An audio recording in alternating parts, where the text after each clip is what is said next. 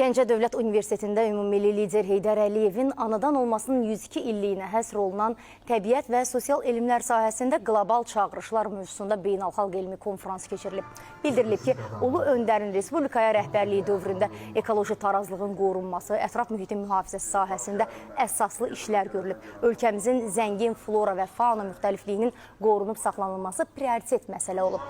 Türkiyə, Rusiya, Qazaxıstan, Tacikistan, Özbəkistan və Gürcüstandan da olan alimlərin qatıldığı tədbirdə yerli və Türkiyə universitetlərinin professorları tərəfindən müəllim və tələbələr üçün ustad dərsləri təşkil olunub.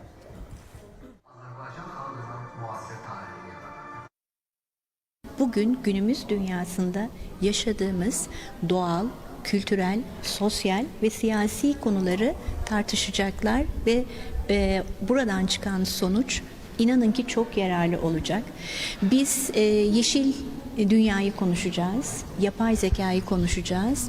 Heydər Əliyevin siyasəti təkcə Azərbaycan üçün yox, bütün Türk dünyası üçün bir standart kimi qəbul olunan bir siyasətdir. Və son illərdə aparılan işlər göstərir ki, həqiqətən də bu çox uğurlu siyasətdir, uzaq görən siyasətdir.